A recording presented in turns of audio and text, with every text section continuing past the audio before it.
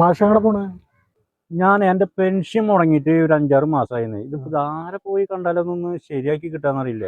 അപ്പൊ ആ പെൻഷൻ ബോർഡിലെ ഒരു പ്രകാശ് ഉണ്ട്. പ്രകാശ് അല്ലേ? പുതുക്കാട് തുറയിലാണ് ആളുടെ വീട്. പുതുക്കാട് തുറവല്ലേ? ആളെ കണ്ടാ മതി അല്ലേ? ഒരു വേറെന്താ. ശരി ശരി. പ്രകാശൻ സാറല്ലേ ഇവിടെ? അദ്ദേഹത്തുണ്ട്.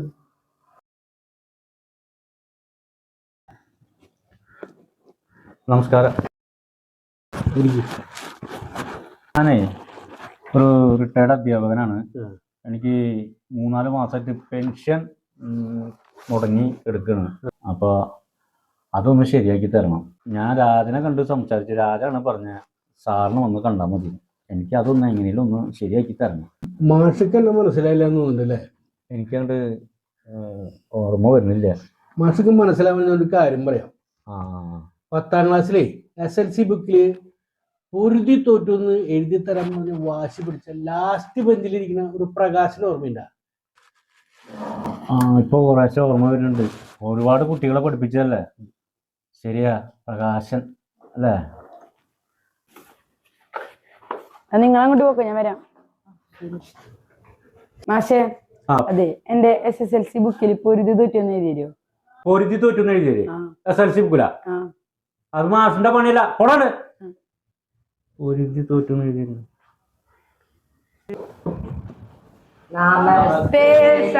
നമസ്തേ നമസ്തേ. ഇരിക്കെ. എങ്ങനെയുണ്ടായി ക്രിസ്മസ് വെക്കേഷനൊക്കെ? നന്നായാ? എല്ലാ വിഷയത്തിലും ജയിച്ചവർ എത്ര പേരുണ്ട്? ഇരിക്കെ. മാഷെന്നേ ഒരു മനക്കണക്കാണ് ചോദിക്കുന്നത് കേട്ടാ. ഇതിന് ഉത്തരം പറഞ്ഞവരൊക്കെ ജീവിതത്തില് മിടുക്കന്മാരാവും. ചോദിക്കട്ടെ? ശ്രദ്ധിച്ച് കേൾക്ക. മാഷ് ഇന്ന് വീട്ടിൽ നിന്ന് പോരുമ്പോ 10 രൂപ പോക്കറ്റിൽ വെച്ചിട്ട് വന്നത്. എത്ര?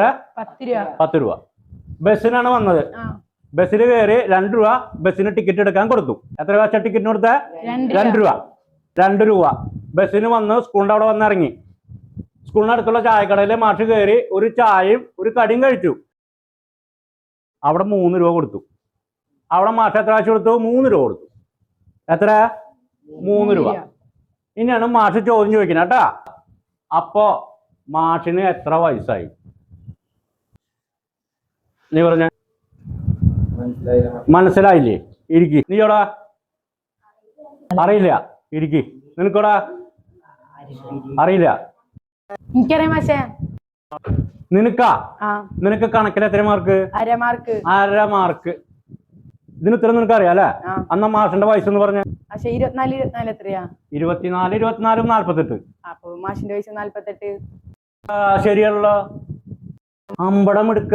ഇതെങ്ങനെ മനസ്സിലായേ? എന്റെ ചേട്ടൻ അരപ്പിരിയ. ചേട്ടന് 24 വയസ്സ്. അപ്പൊ മാഷിന് മുഴുവൻ പിരിയ 48 വയസ്സ്.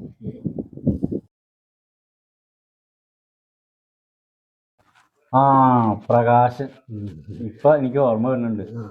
അപ്പൊ എന്റെ കാര്യം ഒന്ന്. മാഷ് ഒരു കാരണവശാലും പഠിക്കില്ല. അടുത്ത മാസം തൊട്ട് മാഷിക്ക് പെൻഷൻ കയ്യിലെത്തും. ഇത് പ്രകാശന്റെ വാക്കാ.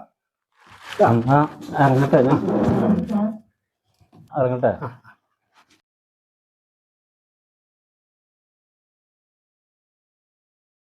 ഫ്രണ്ട് ബെഞ്ചിൽ ഇരുന്നവര് ആ ക്ലാസ് മുറിയുടെ മുൻവശം മാത്രമേ കണ്ടിരുന്നുള്ളൂ.